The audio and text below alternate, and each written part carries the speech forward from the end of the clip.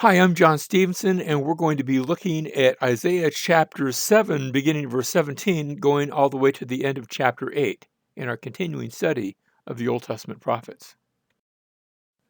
Back when we left off, the first part of Isaiah chapter 7, there had been that issue where Aram and Israel had been ganging up and seeking to overthrow Judah. And of course, the issue was that they wanted to build this giant confederation and then go against nasty old Assyria far in the east and take them out. We pick up now in chapter 7, verse 17, where the prophet says, "The Lord will bring on you, on your people, and on your father's house such days as have never come since the day that Ephraim separated from Judah." And here's what he's bringing: the king of Assyria.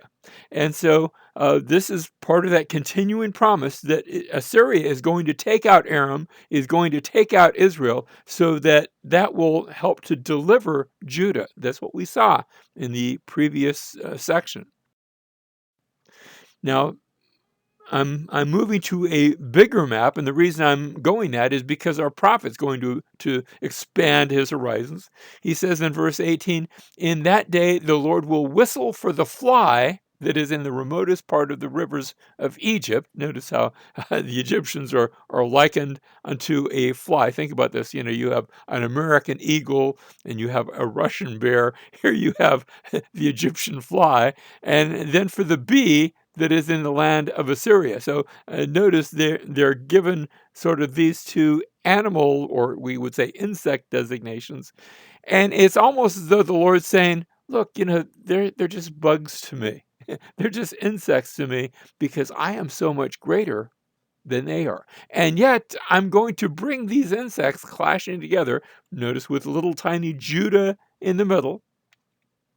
He goes on to say in verse 19, "They will all come and settle on the steep ravines, on the ledges of the cliffs, on all the thorn bushes, and on all the watering places." Egypt is coming and Assyria is coming, and little Judah is in the middle, and little Judah needs to trust in the very big Lord. Verse 20, "In that day the Lord will shave with a razor, hired from regions beyond the Euphrates," that is, with the king of Assyria. God says, I hired him. I'm the one that's bringing him. And he's going to shave, notice, the head and the hair of the legs, and it will also remove the beard. This is things that a conqueror would do. He would shame his captives by shaving their hair off of their beard, shaving the hair off their head. And this was considered a shameful thing. Remember, there's a story about how some of the men of David were taken and shamed in such a way where their beards were cut off. And David told them, "It's okay. You go and you stay in the city until it all grows back, and you'll sort of regain your honor." Verse 21, "Now in that day a man may keep alive a heifer and a pair of sheep, and because of the abundance of the milk produced, he will eat curds." Do you remember how we had a reference to curds earlier in chapter 7 about a child who goes onto solid food? And here again, because of the abundance of milk produced, he will eat curds, for everyone that is left within the land will eat curds and honey. In other words, they're reduced to eating baby food, we would say. Yes, solid food, but still, this is the food for babies. There's not much left of the greater sorts of food that they would normally be used to eating, especially in times of prosperity. And so it will come about in that day that every place where there used to be 1,000 vines valued at 1,000 shekels of silver, instead of that, notice, will become briars and thorns. People will come there with bows and arrows because all the land will be briars and thorns. Judah will be turned to a wasteland. Verse 25, "As for all the hills which used to be cultivated with the hoe, you will not go there for fear of briars and thorns." There they are again. "But they will become a place for pasturing oxen and for sheep to trample. You say, well, that doesn't so bad. Remember that the place where the sheep and the oxen would go to graze, that would not be where you have the pastures. That would not be where you have, where you have the farms. You don't let sheep grow in the farmlands. The sheep always go out to the wilderness to graze because you don't want the sheep eating the crops, so they are segregated, they are removed. And here the land, notice, it's all full of thorns. So you might as well let the sheep graze there because they can't hurt anything. Now, think about this. The land becoming full of thorns, it reminds us of how when we get to the New Testament, the one who exemplifies the land, the one who is the better Israel, that he wore a crown of thorns for us, that he partook of the judgment, that he partook of the desolation that we deserved so that he might redeem us. We come now to chapter 8 and verse 1. Then the Lord said to me, take for yourself a large tablet and write on it in ordinary letters. Some translations will have it write on it with the literally the writing utensil of a man. But this is probably the idea behind it. In other words, you're just going to write on it, and here's what he's going to write: swift is the booty, speedy is the prey. And the way you say that in Hebrew is Maher-shalal hashbaz. You say, why did I need to know that? Well, in a few verses, we're going to see one of Isaiah's sons with that name. But here's the meaning of the name here: swift is the booty, speedy is the prey. We might say, if you're looking for the looter, follow the money. That sort of idea behind it. Verse 2, and I will and note, so that it's pointing out the judgment that's going to be coming as invading armies come down, especially the army of Assyria, that they're going to be after the booty. And so if you want to keep any of the stuff, you better be fast because they're going to be even faster. Verse 2, and I will take to myself faithful witnesses for testimony, Uriah the priest and Zechariah the son of Jeberechiah. Verse 3, so I approached the prophetess, and she conceived. Now, back in the previous chapter, we saw a young girl that would conceive. And here, Isaiah says, I approached the prophetess, and she conceived and gave birth to a son. Then the Lord said to me, name him, and there's that name, Maher-shalal hashbaz, speedy to the prey, fast to the spoil, that idea.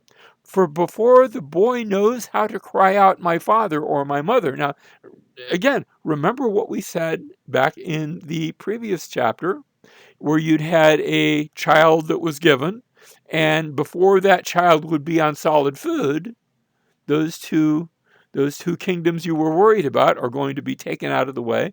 Well, here, before the boy knows how to cry out, my father or my mother, before he can say mama or daddy, the wealth of Damascus and the spoil of Samaria will be carried away before the king of Assyria. So it's a repeat of that previous prophecy.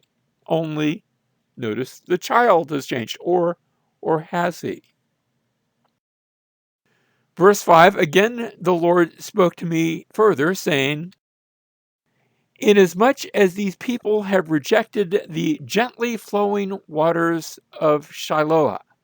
Now, Shiloah there's a pool at the southern end of Jerusalem. You're looking at a picture of it here.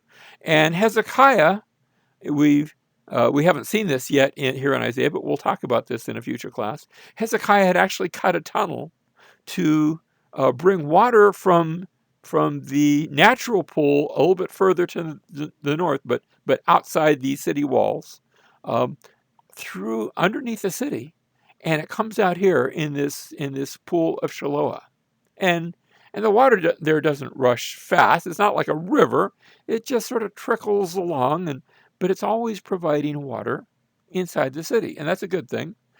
So notice, inasmuch as these people have rejected the gently flowing waters of Shiloah and rejoice, notice, instead in Rezin the son of Remaliah, now therefore, behold, the Lord is about to bring on them the strong and abundant waters.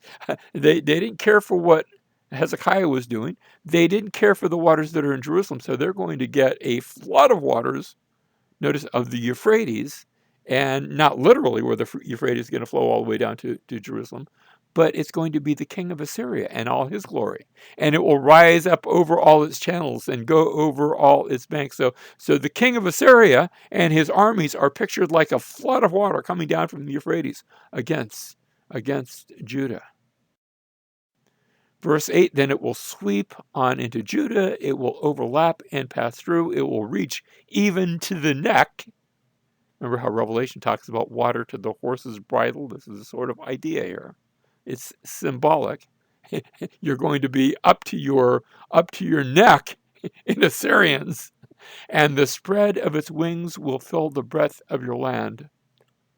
Oh, Emmanuel. Remember how Emmanuel had been mentioned back in chapter 7, verse 14? Well, we're not done with that yet. Emmanuel, what does it mean? God is with us. Remember that, because we're going to see that phrase in just a moment. Verse 9, be broken, O peoples, and be shattered, and give ear, all remote places of the earth. Gird yourself, yet be shattered. Gird yourselves, yet be shattered.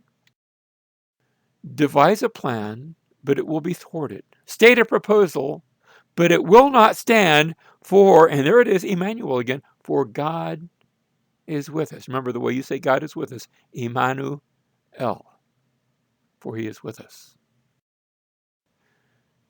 For thus the Lord spoke to me with mighty power, and instructed me not to walk in the way of this people, saying, you are not to say it is a conspiracy in regard to all that this people call a conspiracy, and you're not to fear what they fear or be in dread of it. We live in a day and an age where lots of people are saying there's a conspiracy over here and there's a conspiracy over there. And true, there had been some conspiracies of Israel and of Damascus, of Aram, seeking to conspire against King Ahaz.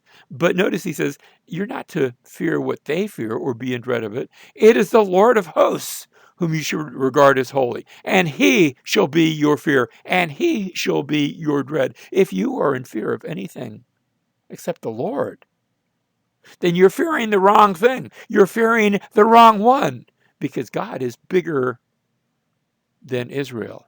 And he's bigger than Aram. He's bigger than Samaria. He's bigger than Damascus. And he's even bigger than Assyria.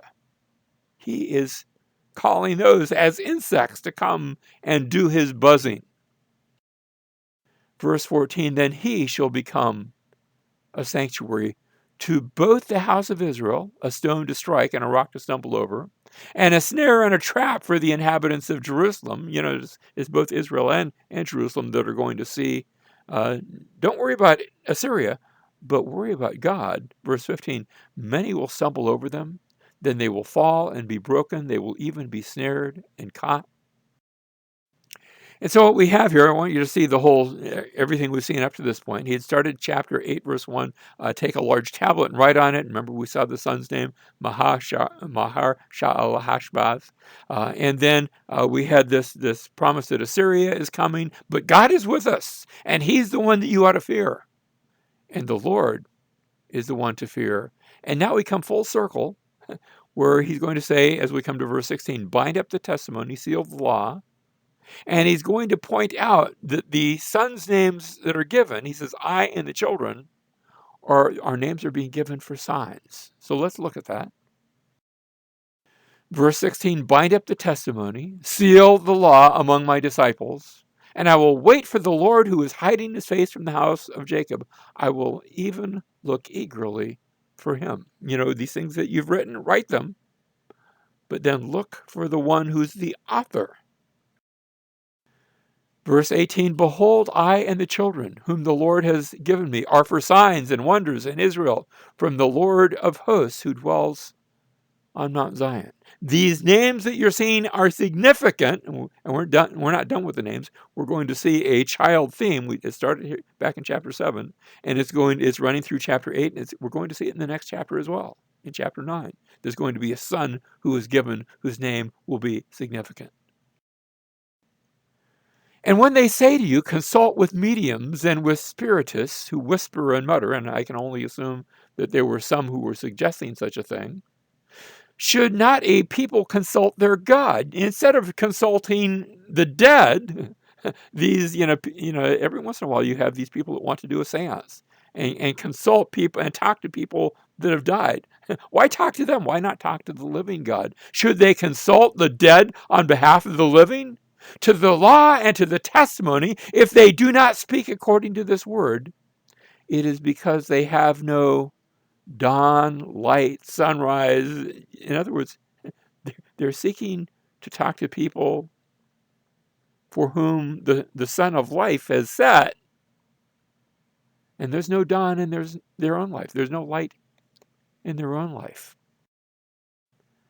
They will pass through the land hard-pressed and famished, and it will turn out that when they are hungry, they will be enraged and curse their king and their God as they face upward. Then they will look to the earth and behold distress and darkness and the gloom of anguish, and they will be driven away into darkness. And the chapter ends on that literally, that very dark note.